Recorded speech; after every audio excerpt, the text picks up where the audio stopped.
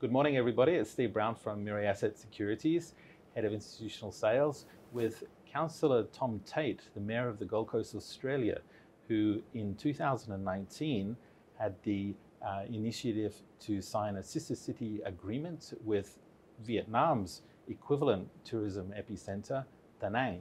The Gold Coast is renowned as being Australia's most famous and visited tourism destination city. And Mayor, thank you for joining us this morning. Well, thank you for having me here. It's always wonderful to be back in Vietnam, and I think we're one of the first to come from Australia after the pandemic, just to extend the friendship and see what we can do together from the cities in Vietnam and Australia. For sure. Actually, even well before COVID shutdown, as I noted, you took the initiative as mayor to visit Vietnam, and you've subsequently signed a sister city agreement with Da Nang. Prior to us getting into that and other topics, you are probably also one of Australia's most successful mayors. You've won triple back-to-back elections going back since 2012, 2016, then the most successful one, probably just the most recent one, 2020, where you had over 2/3 of the preferential vote come your way. So congratulations on that. You're obviously doing the right thing. Now, talking about the right things, Vietnam and the Gold Coast, you've now got an international airport. You have the capacity to welcome Vietnam's mass affluent tourists, plus also Vietnamese businesses who want to look at exporting into Southeast Queensland, particularly seafood exporters. And then on the other side, you've got a concurrent capacity for Southeast Queensland producers of any goods and services, livestock, meats and so on, back into Vietnam. So what makes, from your perspective, the Gold Coast such an exciting place? Well, we are actually, 30% of people on the Gold Coast are born overseas. I was born overseas, and I was born in Laos. And what makes us then is that we are a very welcoming community because we understand what the world wants. And the second exciting part on that then is that our cuisine. You can get so many Vietnamese foods, Japanese, and you name it, because we have all those nationalities call the Gold Coast their home. But, we are also blessed with 66 kilometres of beach right there. And if you decide to go, well, let's go up the mountain, Mount Tamarine, we've got a tropical rainforest within half an hour drive.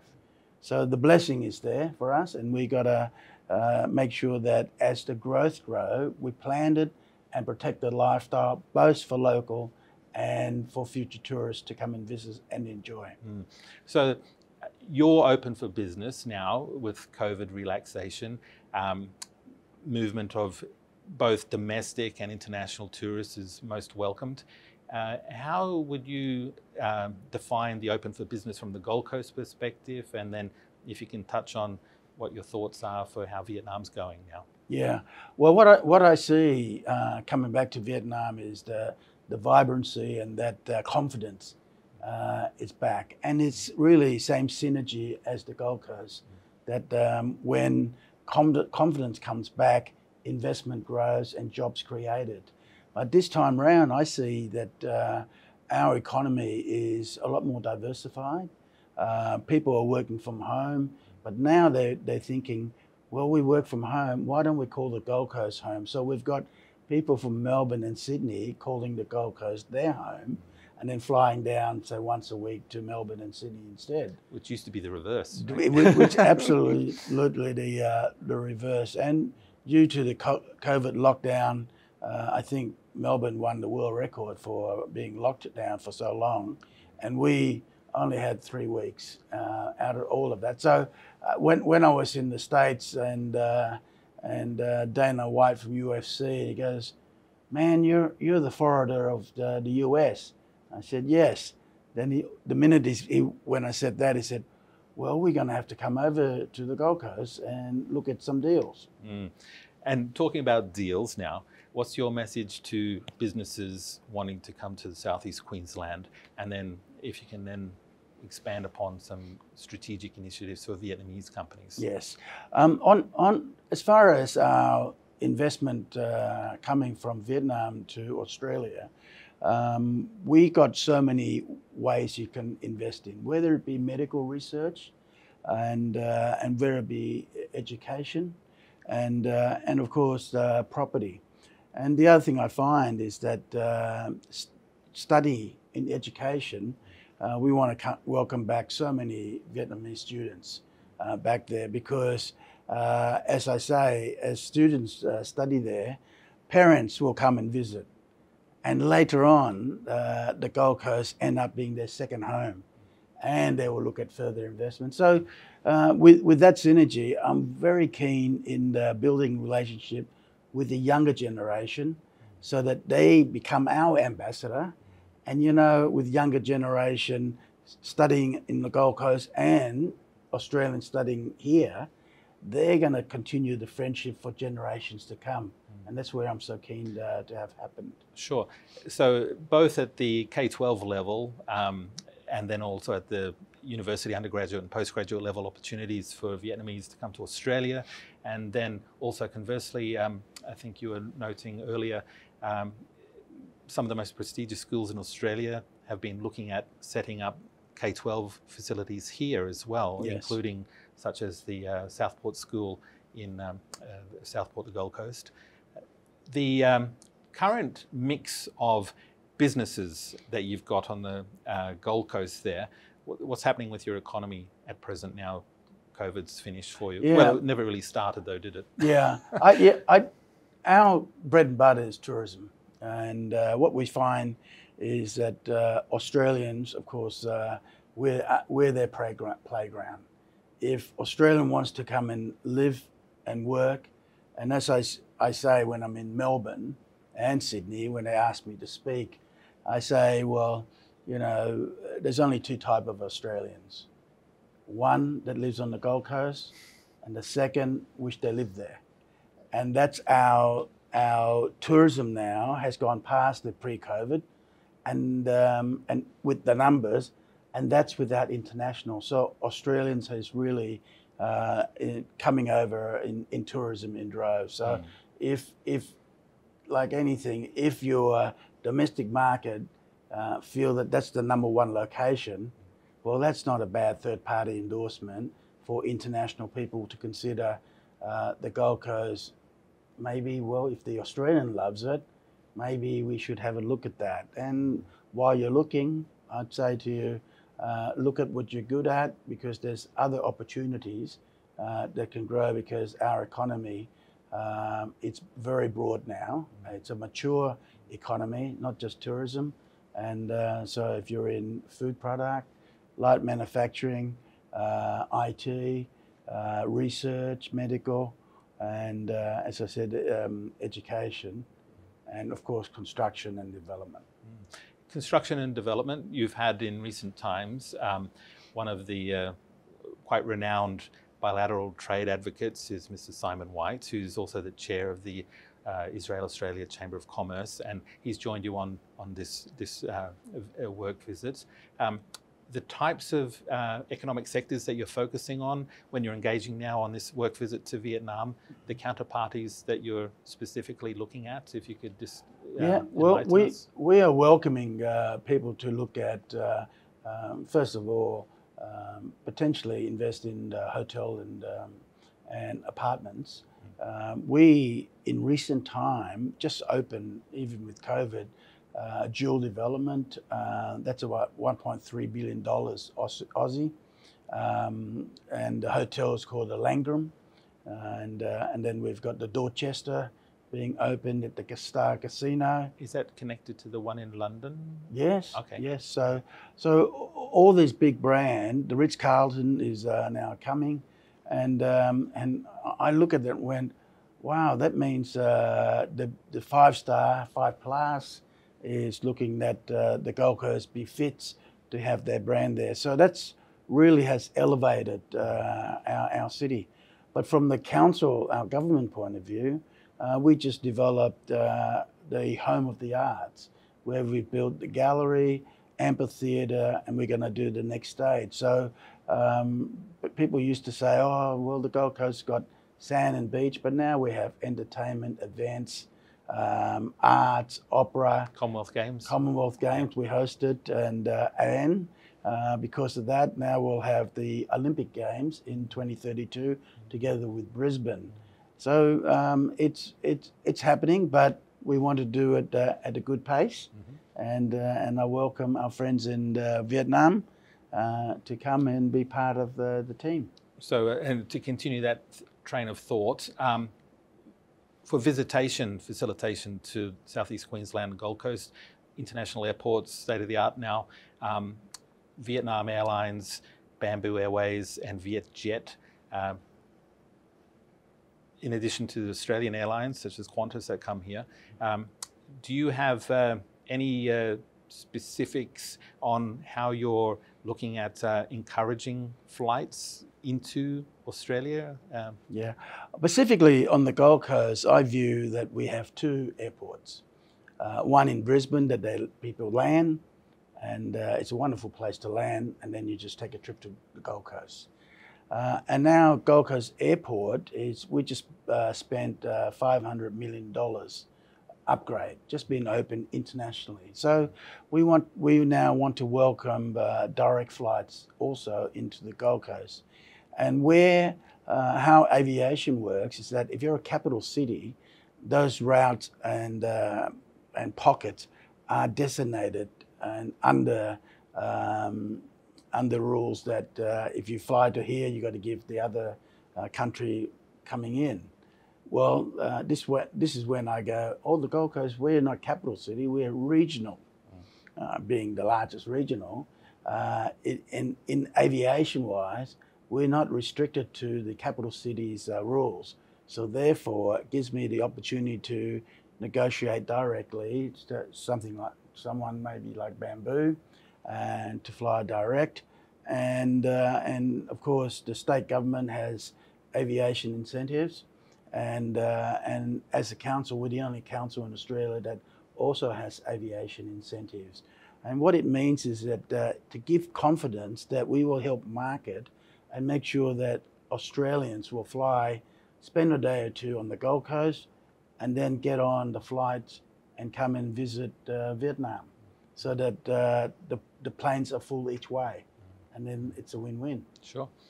And another win-win, the education platform that you can provide for Vietnamese parents who are wanting to educate their children in a safe way,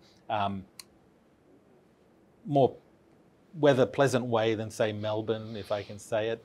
And the Gold Coast education system, Government of Victoria, State of Victoria is very proactive here, probably leading the charge in Australia, promoting all of their K-12 facilities and also universities. But as the largest non-state capital city in Australia that's leading this charge as well, how are you seeing that develop in Vietnam, and what's your message to the families? Okay. I put point of difference is this. We have 3 world-class universities, and our light rail gets right to the door. Griffiths, Bond, the only private university, and Southern Cross. And the good part with Bond is they do 3 semesters, so you can do your accelerate learning. Yeah, shorten. You can become a lawyer quicker, for instance. The TAFE education is very strong, and our school are also world-class, TSS and St Hilda's for the girls, and the list goes on. Where I would say to all the Vietnamese that are watching is this: the most precious thing you have in your life are your children. I know I've got 4 of them. And if you look to give them the best education you can, nobody else can take that away from them. And I say in this case, the Gold Coast education is as top as Sydney or Melbourne. But the second point I would say is that safety is an issue for consideration. And the people of the Gold Coast are friendly. And if you look at the statistics, it's one of the safest major cities in all of Australia. So with those 2 points, and we're fun people, and you learn more when you're fun, and when you're happy, and you can take your learning all the way to PhD level right there on the Gold Coast. Right. And staying on fun and friendship, we'll just get back now to the 2019 initiation of the friendship relationship with Da Nang. That city is around about twice as large population-wise as the Gold Coast, but you mentioned earlier the immense multicultural mix of citizens in the Gold Coast community. It's quite immense, probably leading in Australia, whereas Da Nang, it's mostly still Vietnamese ethnic community. So what are your plans to strategically develop that relationship? Yeah, well, we can learn of each other this way. One is the marketing internationally. What I mean, on the Gold Coast, our population is 700,000, but we will get to the pre-COVID number that international visitors is 14 million. So when you add those two together, it's a very sizable. And what we can learn together with Da Nang, the key issue is that when you're a very popular tourist location, then you're going to make sure that your parks, you're going to revamp your tourist destination. You can come up with ideas on other things that people want to visit, and how do we get people to stay just instead of 3 days, make it 4 days. So all the strategy is a similar strategy, whether in Da Nang or on the Gold Coast. For instance, the dad will go and play golf, and mum would be on the beach, and the kids will go to the theme parks, and then later on in the afternoon, then mum will go shopping, and fine dining, and we say, well, how about the next bit? And there's scuba diving, there's iFly. When you're flying there, that you're not. It's like skydiving, but you're in a tube. So we're reinventing ourselves. You can take a boat out, you can go fishing, and mum can go shopping again, because I'm sure she didn't get quite enough bags, or needs to get the shoes to go with the bags. And at the end of all the holidays, everyone's got something. Everyone's got some wonderful memories that they share. Very good. And that's I would say that Da Nang is working on that, and we don't have all the good ideas, and let's share our good ideas together. Mayor, can you have more than one sister city relationship? Because I think with all the great attributes for tourism and travel that the Gold Coast offers, a major city that's far removed from the beach, like Hanoi, the capital city. I think you should maybe potentially see if they would. I'm sure they would be interested. Or Ho Chi Minh City, another large city. Yeah, I visited Hanoi yesterday, and the key issue that we really shared together was the waste and energy management. And what I said to His Excellency, the chairman there, is that we've got sister city like Taipei, Dubai, and ourselves are working on energy, taking waste, turning into energy solution. And I said, there's no reason why you can't come over and I show you all the things that we're doing and share in that space. And so I think the message got through there. The second point, that can we have more than one sister city in the country? Yes, we do. Taipei and Tainan are nearby, because they have different offering. And so when I look at a sister city, it's as my dad used to say, Tom, don't look at what you can get out of it. Look at what you can give, because giving back, getting back will look after itself. So in my next trip, we'll talk about what else we can do from the Gold Coast with cities here, and if that's welcome and wonderful, and I think the conversation will lead further. Very good. Well, Mayor Tom Tate, Mayor of the Gold Coast, Australia, it's been a pleasure to have you on Mirae Asset Securities, and you're actually our first mayor that we've ever interviewed, so it's quite an honour for us all at Mirae Asset Securities Vietnam to have you on. And best of luck with the work visit and all of the counterparties that you've been dealing with. I'm sure they'll find going to the Gold Coast in time bilateral trade opportunity that's just been waiting to happen. Well, Stephen, thanks for Mirae for this opportunity, and now I take the opportunity to everyone listening. You know, you can hear words, you can see some pictures, but come and visit us. The real thing is something really different, and I promise you, it'll bring a smile to your face and your family's face, and at the end of it, you'll end up being like a boomerang. You'll keep coming back. Very good. Steve Brown from Mirae Asset Securities. Have a good morning.